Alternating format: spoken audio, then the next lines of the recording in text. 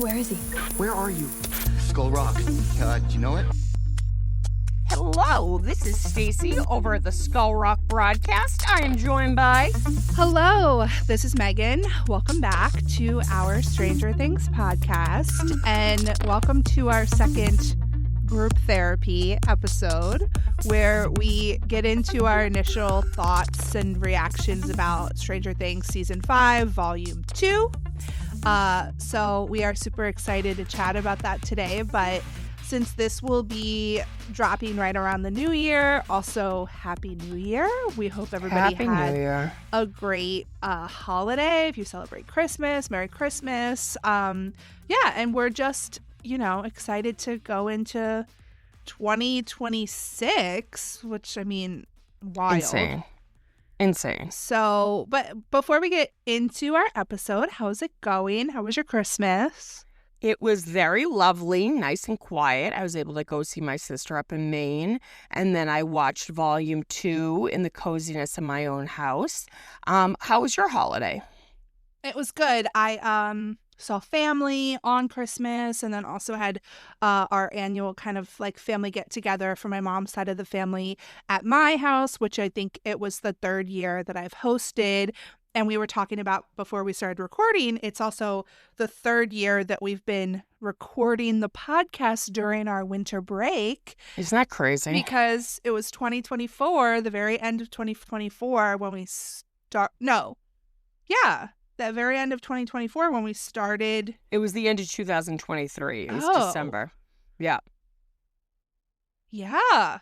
And so I just remember I didn't figure out what my mic stand was, so I just shoved it in between the cushions of my couch. And you're like, I don't think that's going to work, Stacy, for next time. But Yeah. It was 2023. So we had the whole 2024, all of 2025. And now we're like going into our third year of the podcast. So Mania. Yeah, crazy. But it was nice to see family, and I've also just been having a nice time just getting a break from work and relaxing a little bit. So it's delicious. It's been good. Also, over this winter break, I accidentally got obsessed with another TV show. Oh, same. Yeah, so I was like, oh gosh, hopefully on this podcast episode I can refrain from like mentioning Heated Rivalry too much, but like it's so good. It's going to be like Hotel Mira all over again. Like you're going to get so tired of me. Oh, 100%. At least you're into it though, and you've watched it. But I watched Stranger Things Volume 2 on Christmas night. And then, like, immediately also went to the cottage. I love that you immediately went because characters go to a cottage. And you were like, so when you finish Volume 2, Stacy, are you immediately going to go to the cottage? And I'm, like, fighting for my life trying to get over this walking pneumonia. And I'm like, I don't know, Megan. But I did finally venture to the cottage yesterday. And everybody I've been talking to has been watching it. I asked my sister, and she was like, is this like the merman that you're into? And I'm like, that's smut. This is like living smut on the TV screen. Yeah. And there's no like, it's not super graphic with how much they show. You don't it's see very you don't see any dongs. You do see them doing it, but you don't see like the actual parts. A lot of ass, no dongs, but it's cute, and it blew so my good, mind that that guy really isn't Russian. Yeah. They're so good. I feel like the acting is just great. And apparently they did it in like a month with like very little budget. And like, it's just it's based on a book series, which I have to decide whether I'm going to like watch it. But something about hockey, I don't know. Like, I'll restrain myself, but like, they're missing teeth most of the time. They're kicking the shit out of each other, but it's just, I think it's the hottest sport. Forget about football. Forget about basketball. Hockey's where it's at. Yeah, I'm a slap shot fan. I saw a meme that it was like erotica, Mighty Ducks erotica for millennials who've gone to therapy. I love the Mighty Ducks movies. Gordon Bombay. So I remember feel like maybe thinking, I'm like, one day I'm going to date somebody and he's going to be on the hockey team. That never happened. Yeah. But do you know how to skate? I can like ice skate a little bit. Show off. Yeah. I can't really roller skate. but I can ice skate a little bit. All the above, Stacey can't do. I can briskly walk. That's what I can do. Yeah. And even then, I'm like, there's a Sometimes. stitch in my side. Yeah, Ow. but I feel like it would be fun to do an episode about heated rivalry at some point. So we might have to do that. Oh, dear. If you tell me we can do a whole episode about it, I'll refrain from talking about it too much on this episode. Deal? You know what? Maybe we'll do a bonus episode and we'll just be talking about all the hockey gay romance. Absolutely. Yeah, so good. Oh, last thing I'll say about it, I promise. So it's like, obviously, like, steady. Like, my main thing is that everybody's so obsessed with it. Like, that's how I felt about Steady for 3 years.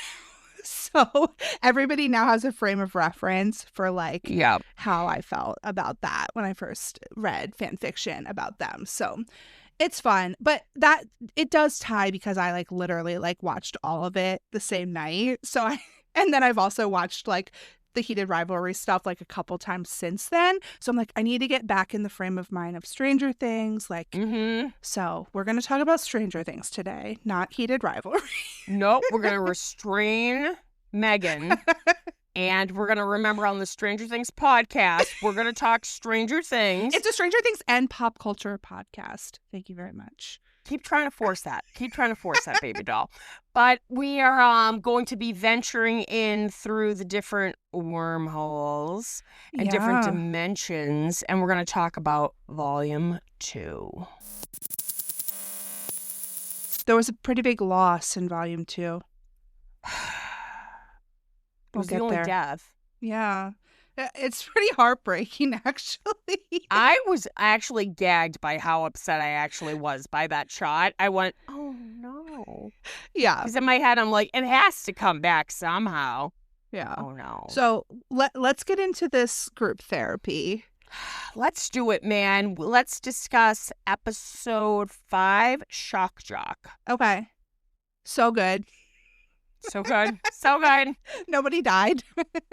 No, which, man, I try to, like, ignore, like, all the crazy, batshit, wild, crazy theories that are lurking around the interwebs, including TikTok, but they were proving some pretty good points about the shock jock thing, and I didn't think it was going to be necessarily Steve. I had 2 theories. I thought either Steve was going to get, like, electrocuted and fall off the tower, and something was going to happen with time travel and undo it by the end. But I thought it was either going to be him or it was going to be Robin, of course, my 2 favorite characters. And I was beginning to get really nervous. And I'm like, oh, man, you know, the Duffer Brothers said it was going to be a really dark Christmas. Something's going to happen. And I have to say that even though I was a little annoyed that there weren't any major deaths, I just think this is the universe just being like, haha, Stacey, because I was like, oh no, it's going to happen. But a lot of these characters I feel so beloved and close to, so I kind of was a little relieved that they made it through, especially the ones that I was nervous for.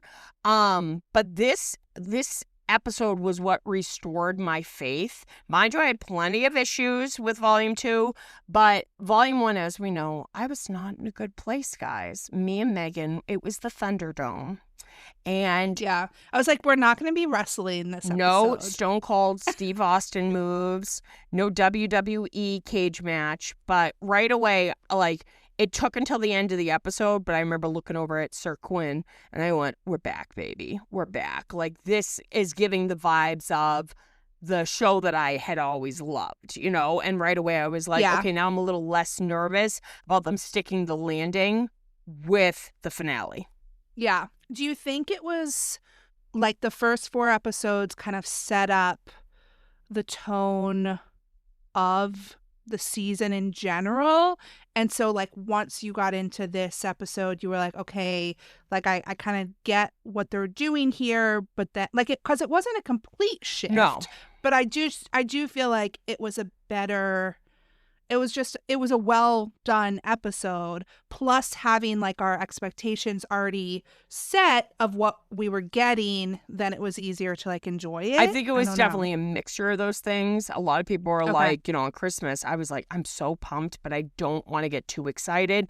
Because, Megan, I think you had the right understanding that I had to keep my expectations low, you know?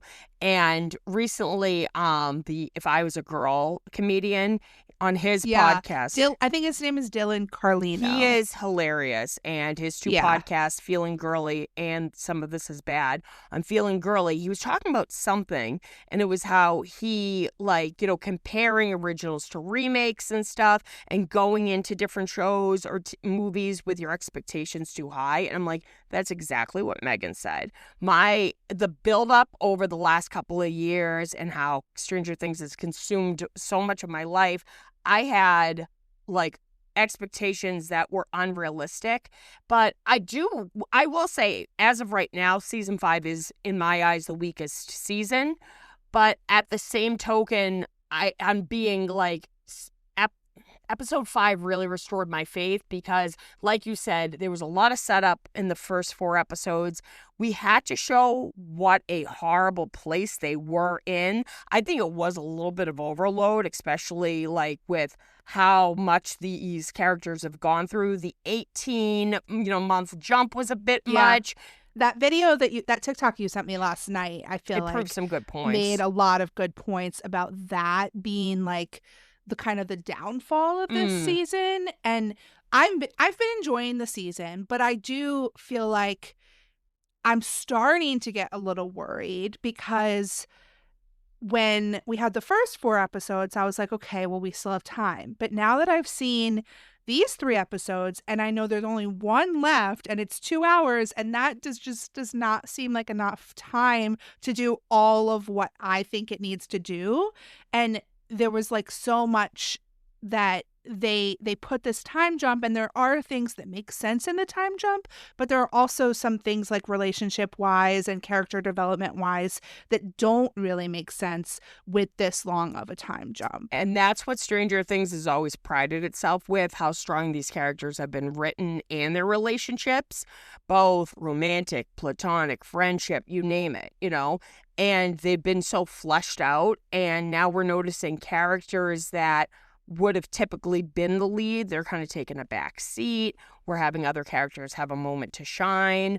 But I just feel like, you know, did we need the 18th-month jump? Maybe, maybe not. But I do agree. I'm a little nervous because, yeah, a lot of stuff happened in these last 3 episodes, but also a lot didn't. Yeah. Like, I mean, I'm really silly about this, but like, where are Peter's school projects?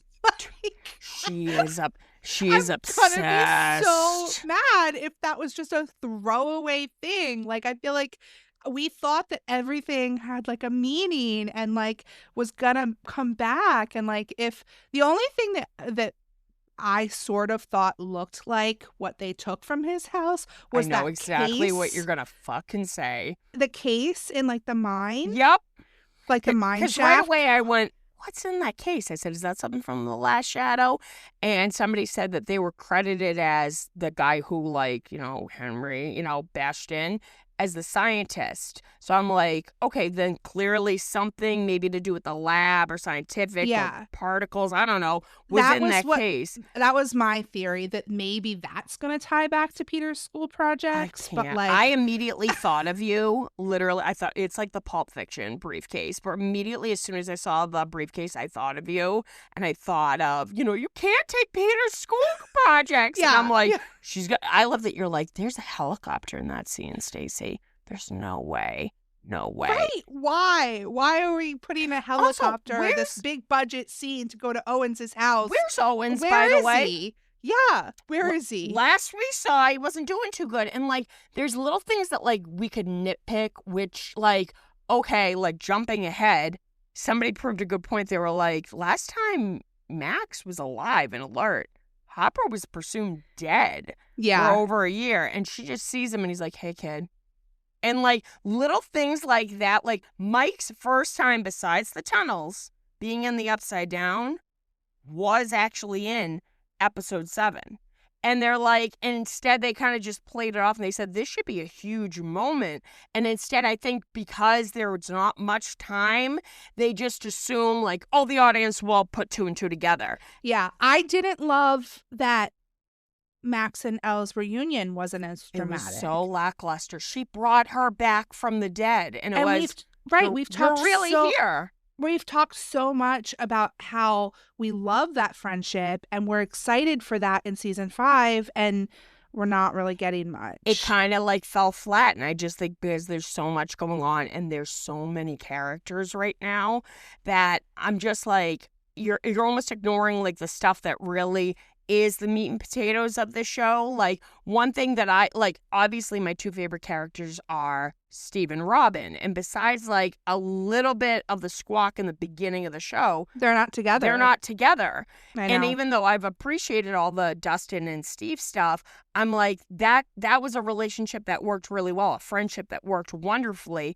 Yes, like, it's great to see him with Dustin again, but I'm like, and then like the core 4, boys, it's almost like Lucas really doesn't have much to do besides carry Max around, and that's it, and it's just little things like that. Mike's really taken a back seat. So there's things that what made this show so special, they're kind of taking a back seat on. 11, even, if you think about it. Yeah. She's for really sure. not. She was kind of a sort of a big deal in the first couple episodes, but in this volume, she didn't do much at all. Nope. Except for like talk to Callie, which, okay, can I say probably the thing that bothered me the most about the episode, and this is going to be silly because I know it's like we were all delusional about potentially having Eddie come back, but I think they did this on purpose. Like, they set it up so that you would think that they were going to find Eddie in that lab. Like, everything, because that's what I thought. what Callie was saying was that they were taking her blood. She started to think of her as the vampire. And she was like, when I got out, what I saw was worse than I would have expected. And right away, I'm doing the Leo point from the meme. And I'm like, they're going to show him. It's going to be a tie-in. And instead, we're trying to make new numbers, which... Right. I'm sorry, Callie came from Henry's blood. Then why isn't her blood working? Why is it making all these pregnant women sick? Why is 11 the special one? Yes, we know she's always the most powerful, and that's why Brenner saw promise in her. But what makes 11 special that it wouldn't work with Callie? Callie, excuse me. And I just feel like it's almost like, and I like that they're tying up that loose end that it was Callie, but Callie is going over like a fart in church. Yeah, and I don't love, so we all knew that there was going to be potentially, Elle was going to try to sacrifice herself, but I feel like it would have made more sense if it was her choice and her choice alone. Her choice, and it was something that actually really made a difference to what the plan was. This is kind of 2 separate things. Closing the wormhole, it doesn't sound like Elle sacrificing herself in order to close the wormhole is going to be the situation. It's going to be that she wants to sacrifice herself because Callie has convinced her that if she doesn't, that they're just going to continue the project, which is like an afterthought. Let's solve one problem and then at worry a time. about the project. And also, you're dashing out this poor young girl's hope. Sorry that all of your friends were murdered. That's horrific. And sorry that you've gone through torture beyond belief. But the fact that you're this poor young girl, which if you think about it mathematically, she's maybe playing 15, maybe going on 16. Any hope she has whatsoever, you're dashing out. You're literally going, well, no, they're just going to try to make more numbers. And literally almost hammering it into her head.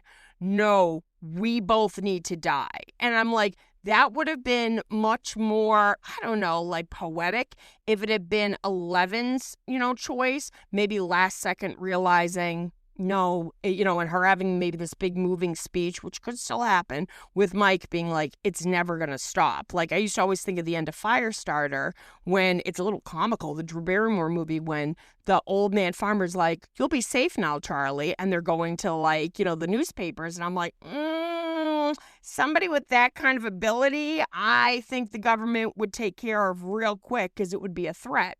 And I'm like, okay, yeah, they're trying to reinstate making new numbers, but that kind of storyline died with Brenner, and now it's, oh, that's the new thing, because almost like, that saying, you cut the dragon's head off and a new one grows in its place. That's now Dr. K. But I found it I agree. It was a bit of a cock tease because I kept going, they're going to show Eddie. That's who they need the blood for. And instead, and I feel mentioning a vampire, I feel like that was almost we're going to set them up. They might see Eddie. And those bitches were ready to all pop. I'm like, okay, what the hell? And, there were so many of them and stuff. It made no impactful, emotional, change to me. And usually this show makes me choke up a lot, but I was like, okay. And Callie, I'm on Hopper's side. I got a bad fucking feeling. I wouldn't be surprised if last second she ends up revealing to betray them or something. I mean, I don't know. Her and Elle closing the wormhole and both, ending up in the abyss together. I'm just I don't know, no offense to the actress. It was the character. It was the storyline that didn't work in season 2. Now they're trying to try to tie it on up, and it's just she's very unlikable. And I'm like, okay, well, you're not displaying your power besides that one, kind of thing at the beginning of this episode. And besides that, all you're doing is literally dashing any hope your sister has. And when she made this big, powerful, remember when, 11 prevented her from killing that orderly, and she's like, don't you take away my choice ever again. She's kind of doing that to Elle. Yeah, that's true. Bitches. That's why it's oh man, it would be better if it was not really Callie, I can't even say her name, and it's some imposter pretending to be her. I don't know. Because it's just we didn't care about you before. We don't care about you now. Yeah. I feel like Hopper just glaring at you being yeah, and where did Dr. K come from? She's just somebody else who worked in this project that wants to keep it going. I feel like it would be more meaningful if she had some connection to what happened previously. She had some stakes in the game. I know some people thought it might be that she might be related to somebody or had lost somebody, but instead there's now this badass military general who that's the whole grand scheme, and they're now suddenly doing an upside down bunker base lab there of all places. I don't know. A lot of it just doesn't seem to make sense. And I feel like the Duffer Brothers used to do a really great job writing that kind of stuff. And instead it's almost half-assed a little bit, which is kind of bumming me out. It's almost like they're just trying to do too much. Cram too much in. Yeah. And they're making so many references and stuff that I feel aren't even necessary. Did you catch the 10 yards thing?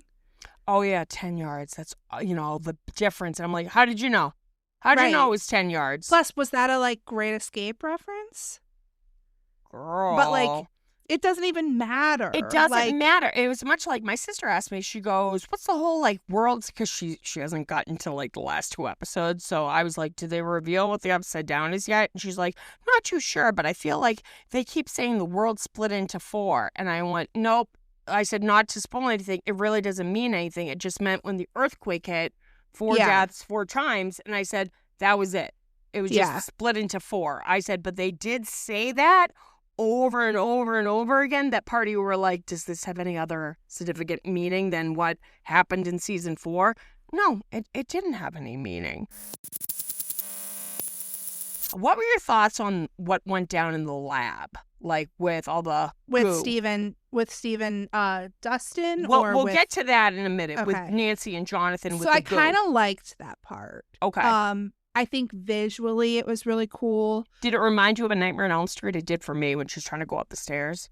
Oh. I felt like it was familiar. That was kind of almost true, what Stranger Things was.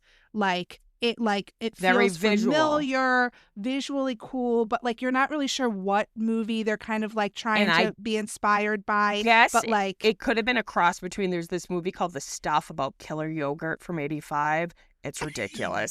We'll have to watch it. And it's white. It looks like that. And Yeah. also like The Blob, I guess, which is a really Yeah. cool movie. So I guess Yeah. like a cross of stuff that you may have seen before that could be nostalgic. So I totally get that Exactly. for visuals. Like that was like the visually, like I thought it was very cool. Yeah. And I thought that like the whole them having this big powerful conversation thinking that they were going to die, that was pretty powerful. Yep. Like and not it wasn't exactly where I was like hoping the whole proposal thing would go, but I was like content with it.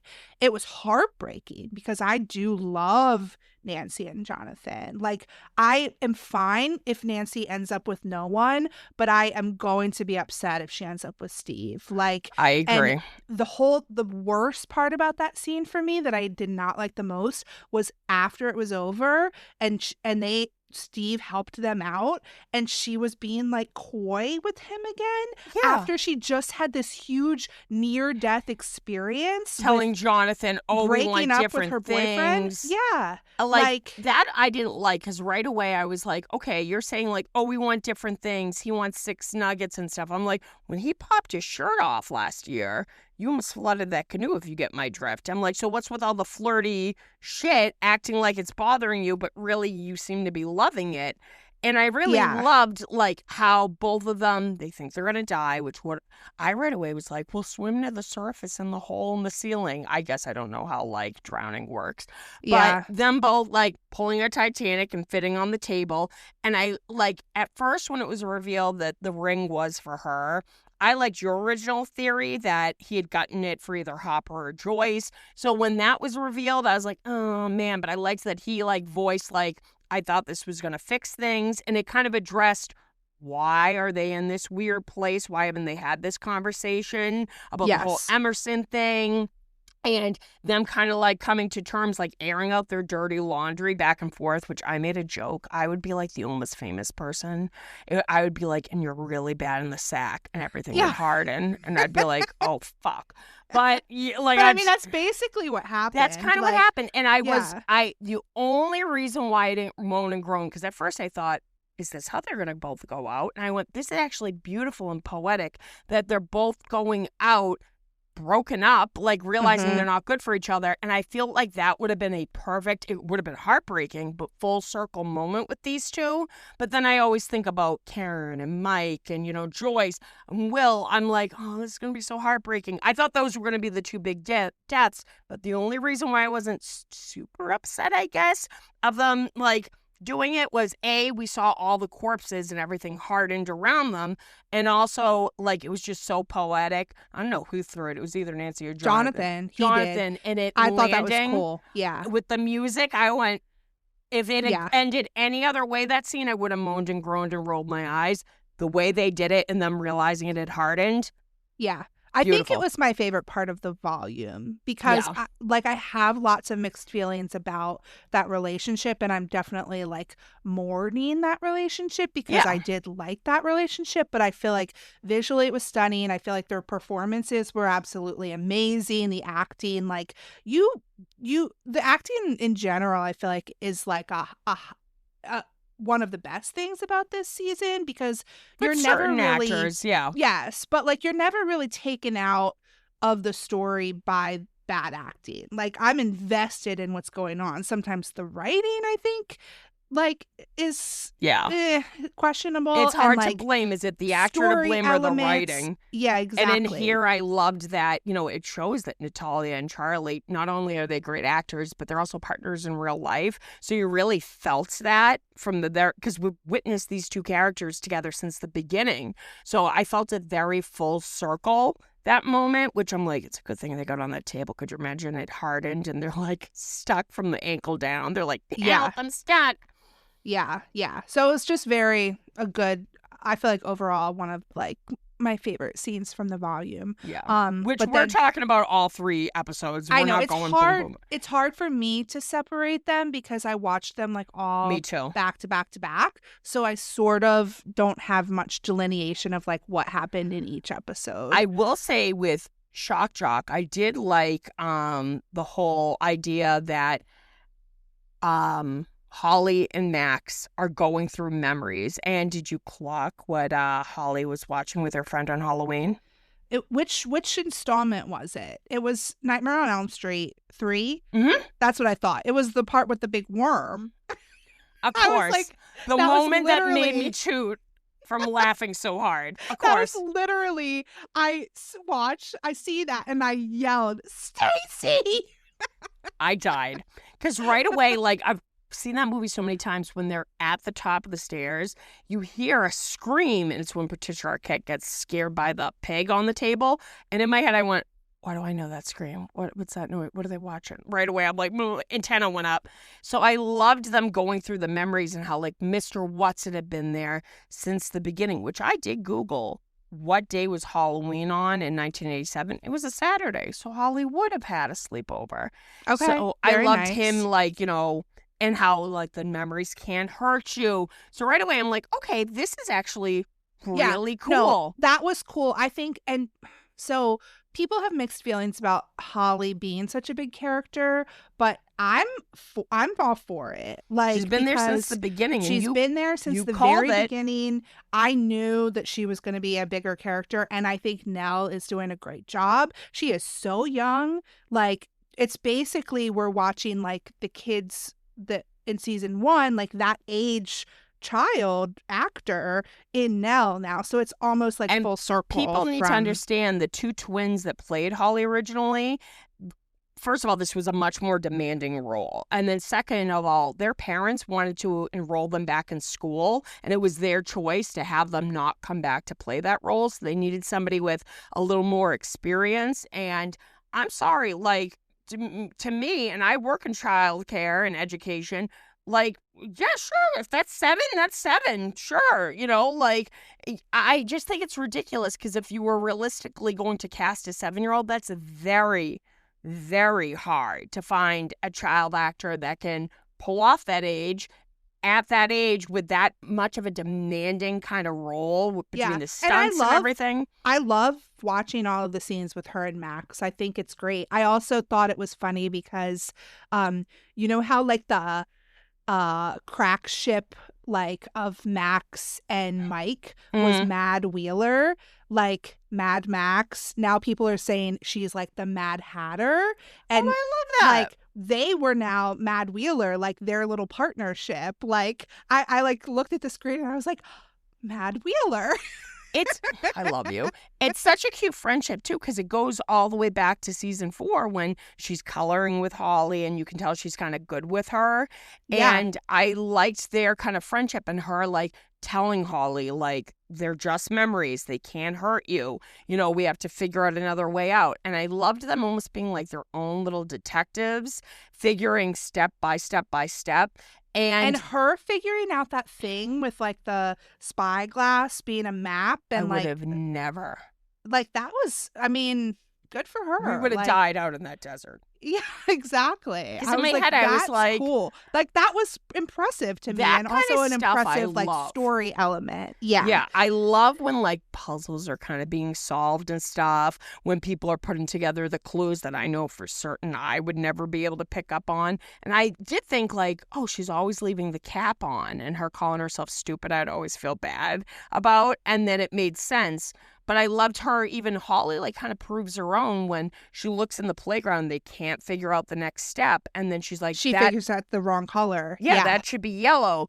I love the visual of them going through that too, and it's really the mirror. That was really cool. And then, like, you see Max sees Holly's upset, going like, I did nothing. And now we know what ended up happening that night. Her going, I didn't try to help her. And she's like, what did you think? You were going to take it out with a fire poker? Like, you're just a little girl. Like, that's a monster.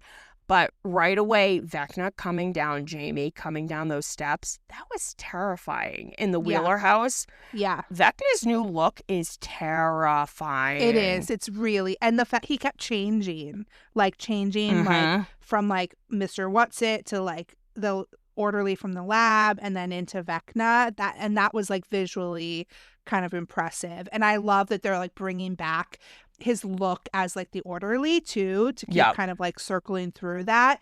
And the other thing, just to bring back Nightmare on Elm Street for a second, it is funny because you said the scene with her coloring with Max, they talk about Freddy Krueger, and Holly's like, "Oh, Freddy Krueger, who's that?" And like then she ends up watching the movie. She ends up like, renting part 3. Yeah. I'm like, which I just thought that was a funny kind. That's the thing I love about Stranger Things is those little things that come back, like little details. Yeah. Like, and I'm gonna be upset if some of the little details don't come back. that get washed away. And it was just, it reminded me of how dark of a tone season 4 was with that whole Wheeler thing when they're just about to go out the door and then it slams shut. They can't get out.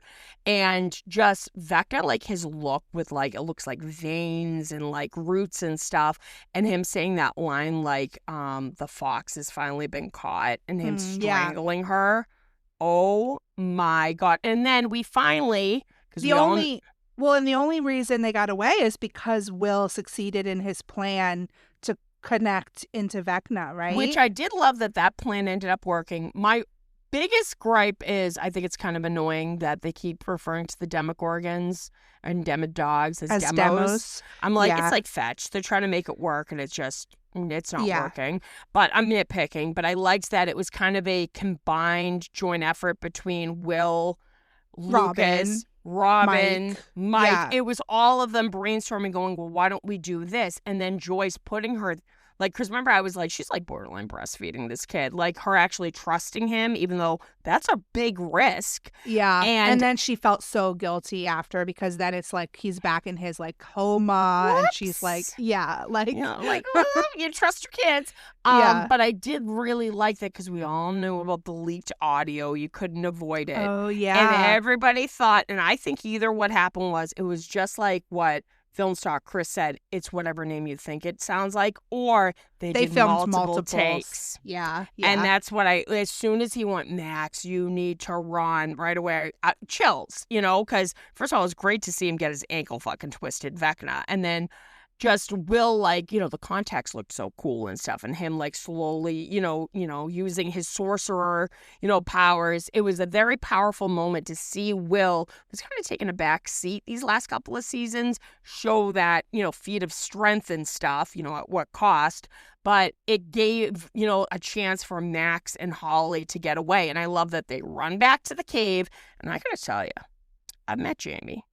I've not really my type. But him with the glasses, limping, looking pissed after the girls. That was doing it for you? That was doing it for me. That's on my hear me out. You need some Mr. What's-It fanfic. Girl, that was doing it for me. That was my hear me out, which my friend Jeanette went, what about him as a monster? That's my hear me out. And I was like, go straight to jail. No. I know we're jumping around a little bit, but while we're on like Holly, when she finally made it through, I guess we should talk about, well, first of all, I think everybody was with me on that because I literally Max and Holly were talking for a really long time. I love that meme about how they were having a podcast. It's true. But like once they did finally start going towards their respective exits, and they were just fucking walking, I literally was screaming at the screen. Thank you. Why aren't you running? Like those words came out of my mouth. There are so many good memes. Like there's been 6 Amazon packages delivered before this conversation ended. It said like if you start this conversation at 11:45 on New Year's Eve, it still won't be done 5 minutes after midnight. Like I was on the edge of my seat, and that's what I missed about Stranger Things. Yeah. Yeah. But so then when I thought she was going to fall through and that they were going to get her at the lab. So when she got sucked back up, I was heartbroken. I thought she was going to like die, which I was like, there's no way they're going to kill the 7-year-old. But I thought with her just free falling, I said, because you remember like it shows Nancy and she just looks so distraught. Yeah. I went, did she land on the fucking roof? Like splat. But it was such a it was so, right away, that's where my mind goes. It's so heart-ripping because that's basically the whole first episode is Max and Holly getting close, but then they run back to the cave and they figure everything out. And then this big emotional thing about Holly getting out and ending up in Dimension X or whatever the fuck they're calling it. Yeah, I don't know. I don't even know what we're calling The it. desert world, I don't know. Yeah. And her like getting out, such a cool visual. So I'm like, all right, baby, you're almost there.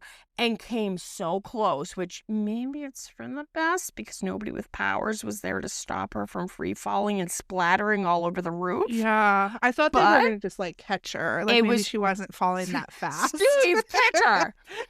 Kills her and him. But it was just so heartbreaking that they came so close. And I do love there's this really cool shot of Vecna like bringing her back, and she's like almost like floating above the desert ground.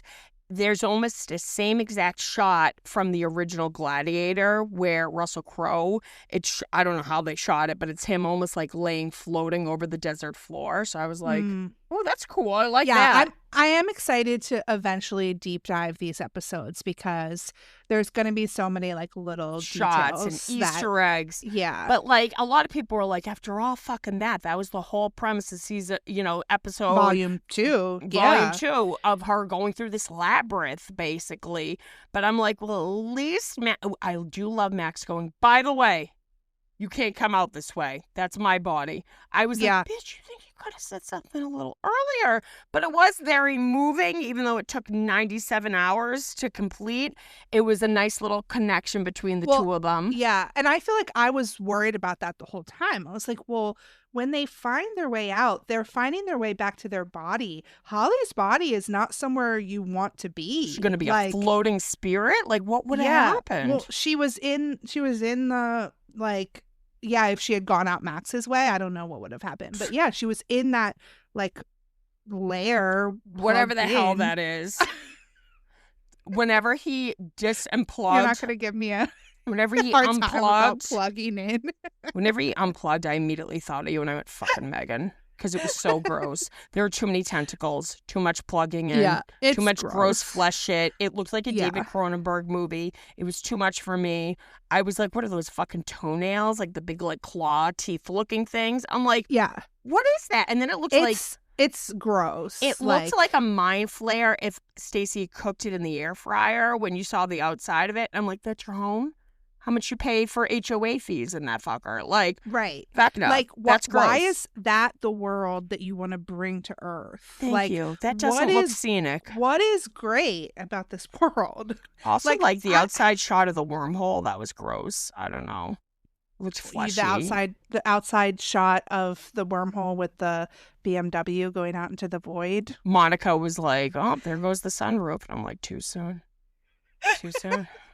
It's very unfortunate. But like that whole BMW. I know. I'm like, damn, do you love my post about him trying to explain it to his insurance adjuster? Oh, the vacuum. Like, why did it stop? Yeah, because that made me wonder myself, because right away I went, oh my God, they're so fucked. Everything's going to disappear. And then it just stopped. I don't know. I can't remember if Dustin explains it, because right away Steve's like, why aren't we gone? Like, is it just taking extra slow? Was it just you had to be really close near it to like suck everything out? Yeah. I didn't get that part. Who had activated the dark matter, whatever, chaotic energy, the first time we've ever called. seen it.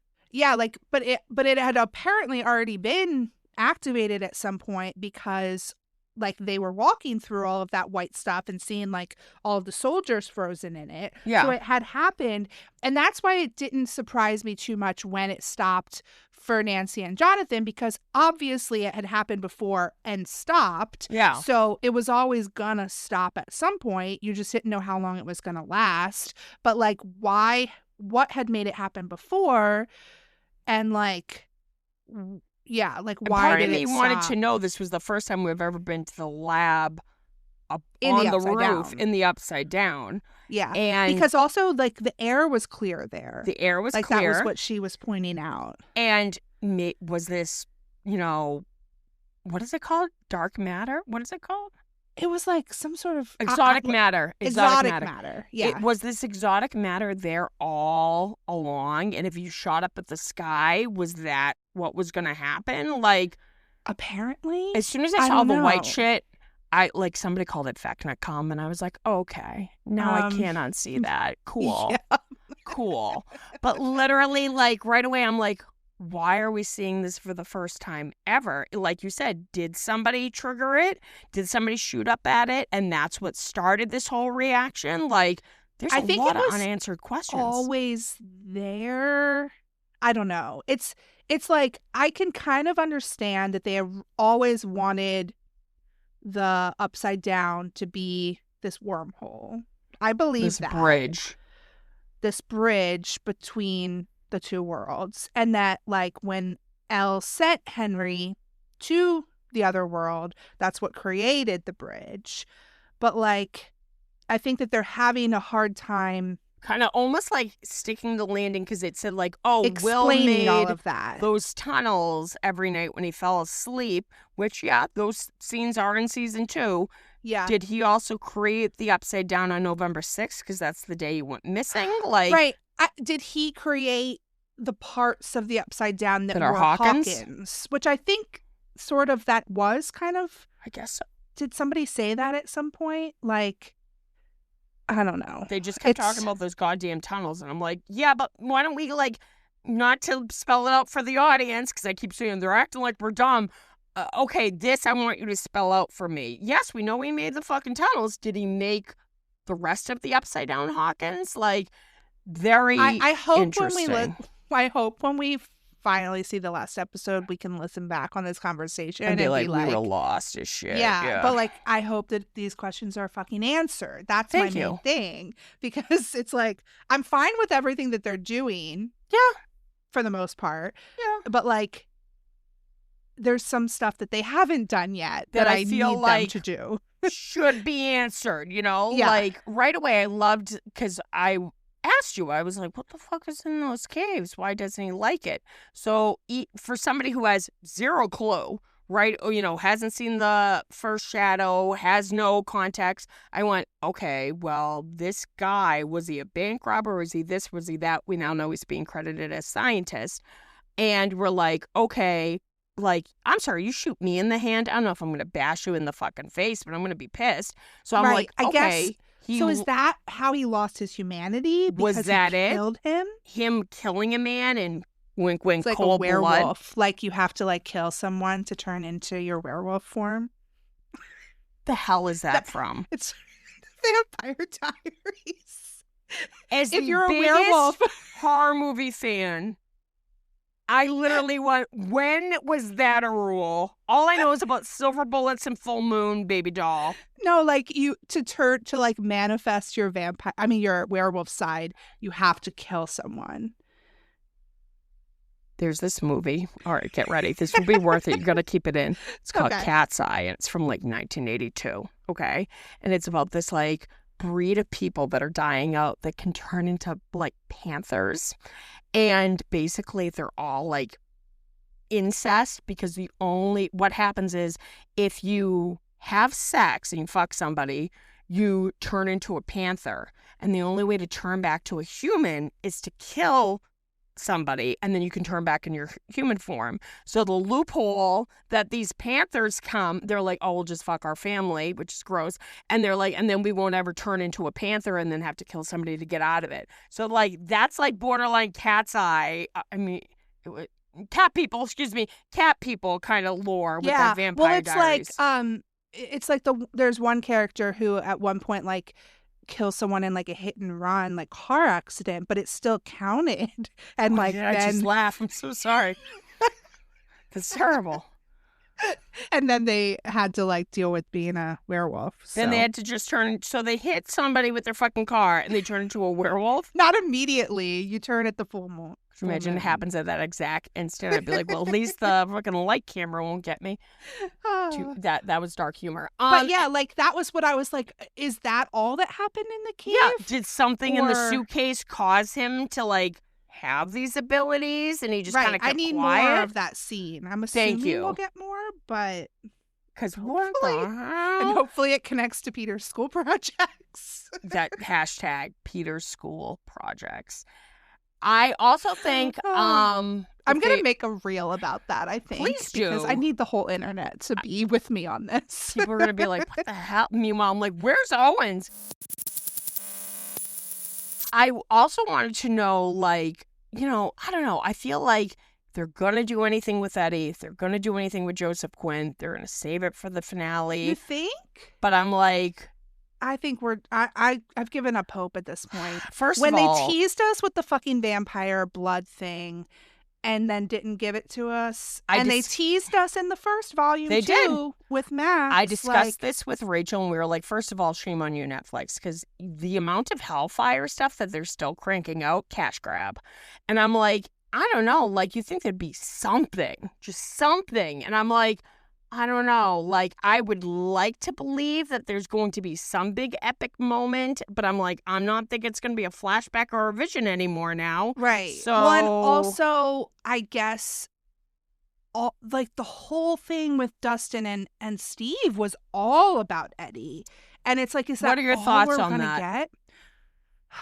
So the only way I like to read Steve's little monologue about Eddie fucking killing himself over nothing or whatever Widowed. is that he was Who's he was widowed? upset about it and he missed him also. That because a bunch of people are like, they just crushed Steady, and I went, not necessarily. No, and like, I the said, only way that anger makes sense to me is that he did it. He's upset also about Eddie. exactly, dying. And you Yeah. see the guilt, and you see Joe Keery and Gaten. They acted their asses off in that scene, but like, there's Them tears fighting. in Like his that was face. impressive. That Yeah. was as soon as he chucked the fucking Rubik's Cube at his face, I literally gasped. And if you rewatch the fight scene, literally Steve isn't making any swings. He's trying to like stop Dustin from hitting him and from hurting himself and stuff.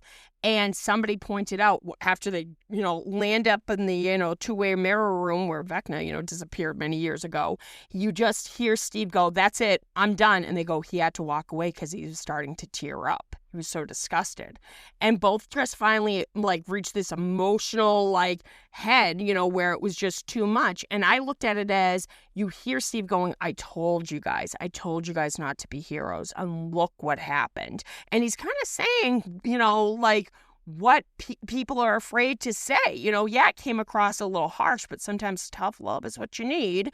And I think he was, angry because he told all that him. anger was pent up in him too about losing Eddie. And I don't think it was, okay, maybe for the show canon purposes, it was mostly just because he was concerned Felt about guilty Dustin. himself. And but I think it reads like he was angry at Eddie too, because he cared about the guy after what they went through together, and he didn't want that to happen to him, because then he basically takes it back later and he's like, Eddie did save you. Eddie I can saved only all imagine. of us. Yeah. What you're going through, and he was being pushed away, and you could tell maybe his frustration was he didn't know how to help his friend, and that's what was making him so ticked off. But what I really liked was the scene where everything's melting, which, yet again, Nancy Wheeler, you're the only one that knows how to fire a fucking gun in all these years. So somebody was like, well, that's what you get, Nancy, for being trigger happy. And I'm like, I think it's just, you have a shotgun, you're going to wonder what would happen. I'm somebody, don't poke the bear. I don't know if I necessarily would shoot at it, but No. I thought that was a great way to end that episode with, Dustin screaming up the stairs and stuff. Don't touch it. Yeah. Craziness. And I was like, oh my God, oh my God, oh my God. And it was the perfect setup where you see, because it keeps cutting back and forth, they're basically drowning whenever the hole in the wall starts gushing more and the room's filling faster. And Steve is so desperate to try to get up those stairs, him with the ladder. That scene, I had kept calling it, going, oh, Eddie's going to appear in a vision, and that's why they're holding each other. That actually didn't piss me off, because it was such a beautiful, heartbreaking moment, and just the realization on Steve's face when he realizes when Dustin's like, not you, I can't go through it again. It was so heartbreaking. And then he saved Steve's life, because that ladder fucking fell. Yeah. Exactly. So I loved everything with Steve and Dustin. I loved Nancy and Jonathan. I loved everything that happened in the lab. I liked everything with Max and Holly.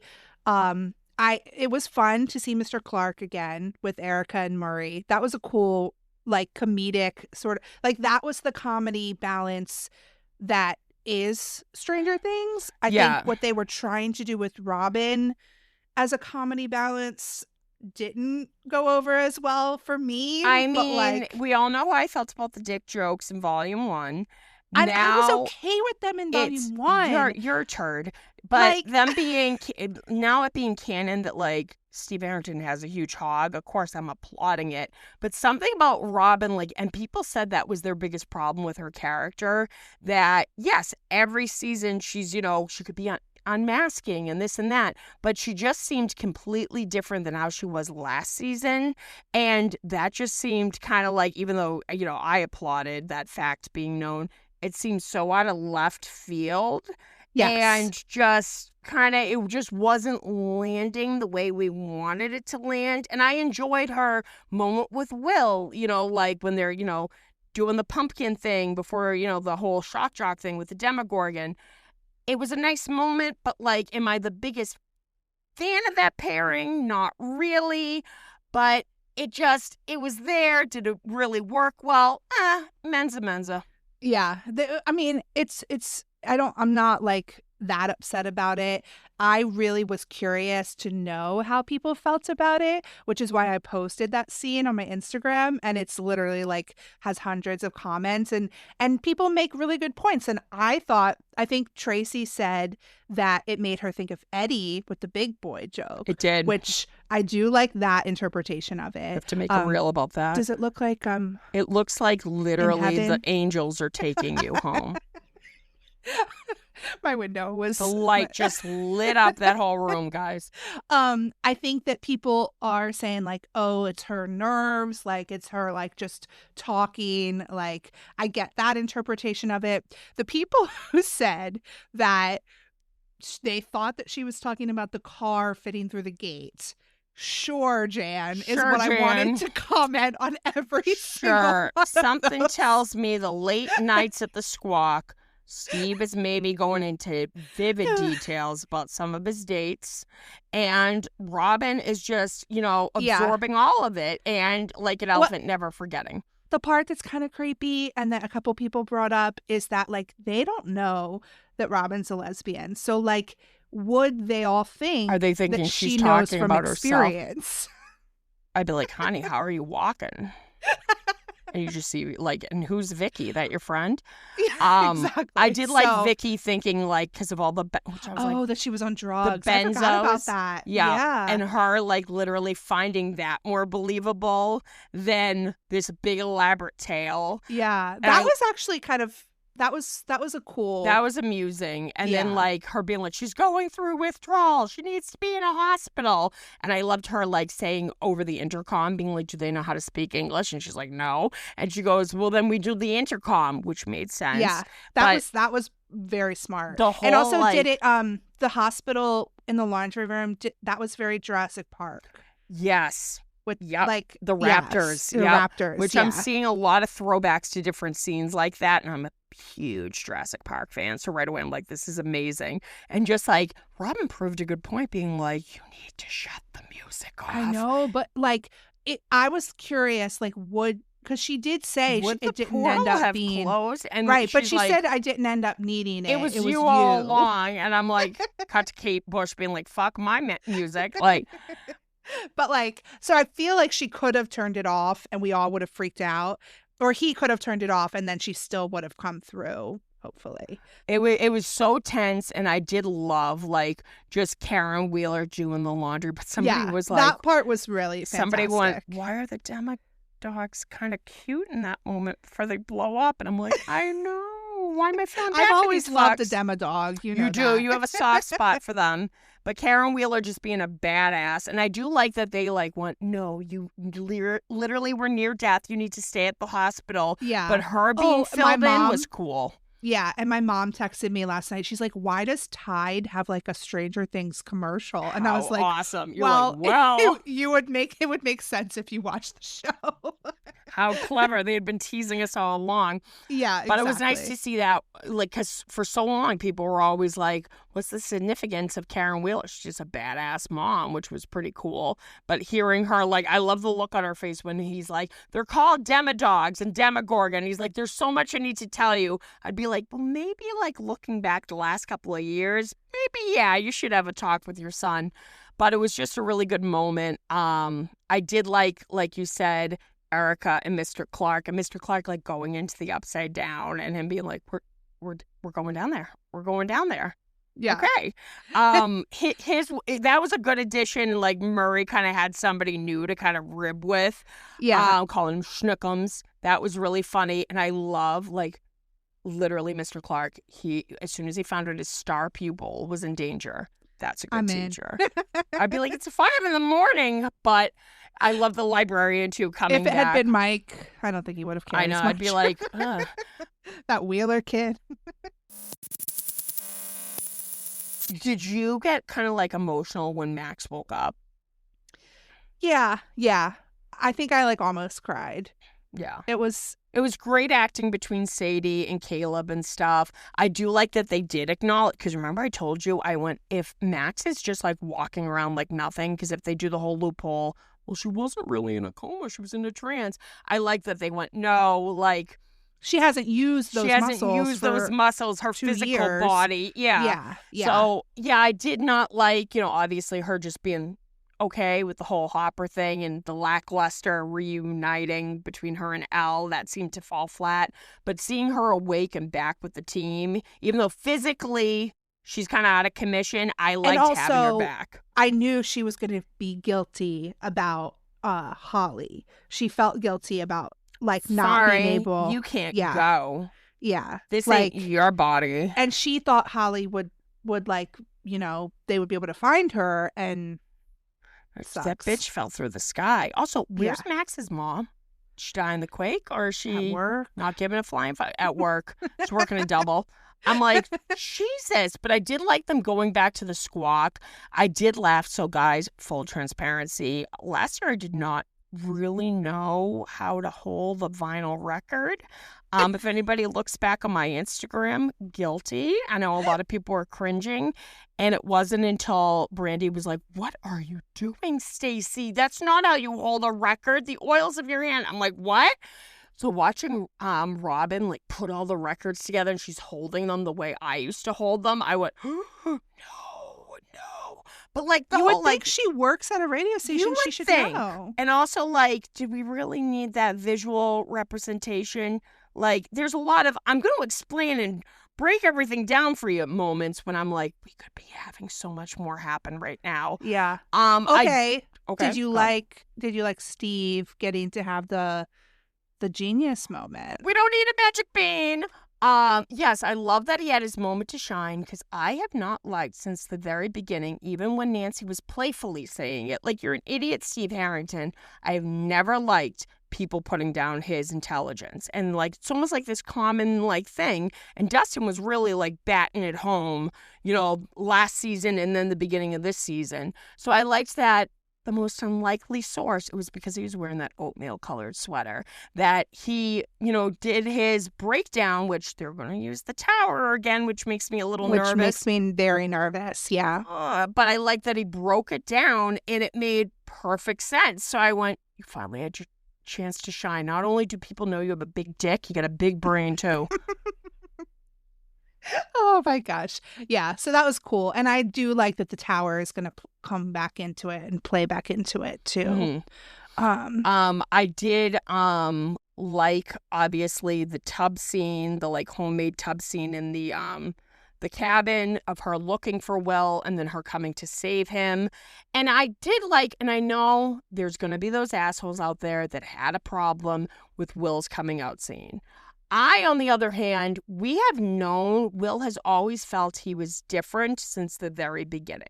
And basically from like season 3 onward, we kind of guessed what was going on, And I thought, this actually had to happen because Vecna was using in that vision what he was going to use against him. And he was making like his worst fears come true, that his mother and his friends and his family were all going to turn on him. So it's almost like he was a little forced to do this, to confront and come out of the closet. And, a lot of people are like, why did so many people, everybody involved almost needed to know.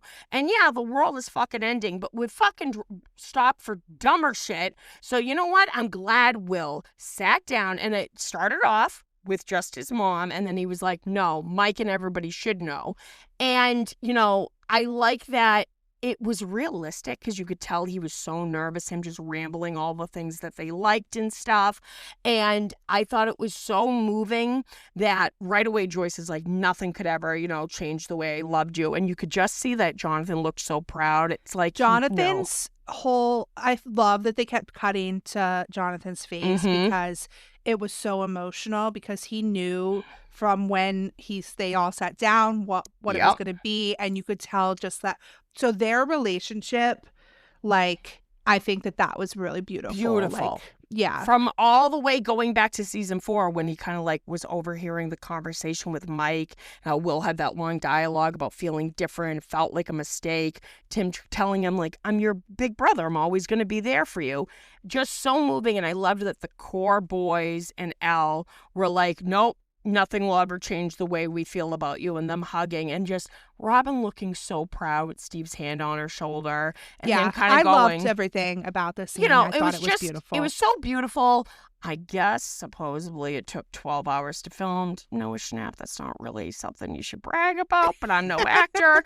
But I think it was a beautiful, beautiful scene that actually, even in 1987, had to happen, because if not, Vecna would have used that as ammo against him. And I think I could see it taking that long because of how many people were in the room, too. Just because you've got to get it right, and you've got to get everybody's reactions right, and all of that. So, like, that makes sense. It's but like there's a lot of beautiful factors. coming out scenes throughout this whole show and stuff. And like I said, I get it. The stakes are dire, but you know what? Like I said, it would have been dangerous had he not done it. And it just showed the power of friendship, that we're like family, that they didn't even bat an eye, and they just continued onward. I do love all the memes of like Kali being like, what's happening? What? But like, what's going on? But I liked. I said I wasn't gonna bring up Heated Rivalry, but like, here we think go. about me on Christmas watching that scene, and then watching the last episode of Heated Rivalry, which, minor spoilers, there's a coming out scene in that as well, and I was just like sobbing. We're lovers. Don't say that. That's gross. I loved it so much. So very sweet, but very, very sweet and very well done. And I like, first of all, Steve in the backwards baseball cap. Lives were changed. And I did like Dustin, you know, and him having that heart to heart, and them hugging and using the original spears. Which I'm like, aw. But it was pretty badass, them, like, you know, going on in, thanks to Erica and Mr. Clark's help and stuff. But what I just hated the way it ended, because you see Kali like looking at Elle like, guess what we're gonna do? But I did, believe it or not, even though I was like, that's it, I did like the final scene with Mr. What's-It, which those kids fucking sucked the way they attacked her. So around the table, though, like a clock. Look at you. Look at you. But they all kind of like that their was heads disturbing. all going back. Yeah, that was very disturbing. Could you imagine all your friends beat the living fuck out of you because they want to eat cupcakes with Mr. What's-It? I'm like, that got really aggressive. It was very like Lord of the Flies. Right? Yeah. Like all the kids like attacking and turning on each Holy other. And I was shit. a little pissed at Derek. Like, I like Derek, and I understood why his reluctance. Yeah. Like, because like he had threatened his parents, but like Kind of acts like a dipshit instead of being delightful. Yeah. Exactly. Like, I thought you were going to be like the saving grace here, and maybe he'll have a moment they to would have redeem beat the himself. living fuck out of him and Holly. So yeah, hopefully we got a redemption coming our way. I know. Poor things. Like, those poor kids. Like, that's the most disturbing part about this season. Yeah, I'm good. Yeah. It just uneasy vibes. Not a fan. Not a fan. Too much. But yeah, overall I really liked it. Yes, it was a huge improvement over loved this Volume conversation 1. With you. Yes, it was less heated. We weren't ready to like literally kill each other. But also, like, it helped me process some of the stuff that I liked and didn't like, and kind of get us ready for the final episode. Yeah, I'm excited. It's surreal to think that it's only just a few more days. I know I'm going to watch it at home, New Year's Eve.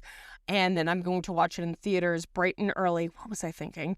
On the big screen, which will be cool. But just the fact, like, I'm nervous, clearly, and that's why I'm keeping my expectations low, because I don't want to get burnt the way I was with Volume 1. But, you know, they keep saying they stuck the landing. I'm hoping so. I don't know how they're going to do it and tie everything up. We'll see. But this show that's just meant so much to the two of us, the fact that it's ending in a few days, very bittersweet. Yeah, for sure. And I think I'm just like I know that there's gonna be things that I wish were tied up differently or more Peter's than they are. schoolwork. So that's gonna happen, but like that'll give us fun things to talk about. And also, I'm just like you said, it's bittersweet. I'm sad that it's gonna be over. Like, So weird to think. because we've been waiting for season 5 for 3 years. Like, I mean, and now we finally have it, and it's great, and it's been really fun, but I don't love when things end, so. No, you especially. Man, somebody check Yeah. on Megan. Like, Yeah, what am I going to do? Like, life as we know it will be over. No, I'll be fine, guys. you're Don't going to be worry. like, so this podcast is now heated rivalry broadcast. The heated rivalry broadcast. Ice skate rink broadcast. I'm like, what the fuck are you talking about? No, that's going to be like a minor little blip, I think, in my era of hyperfixations. But it is fun. I might read the books. We'll see. Love that for you. Yeah. All right, few more days. We got this, I know. man. Well, Happy New Year, everyone. Happy New Year. And happy end of Stranger Things. We did it. We made it. We did it. Cry as we're sobbing. Oh, get ready. But as Eddie Munson said with 86, baby, we're going to say 26, baby. 26, baby. I love it. All right. Over and out. Over and out.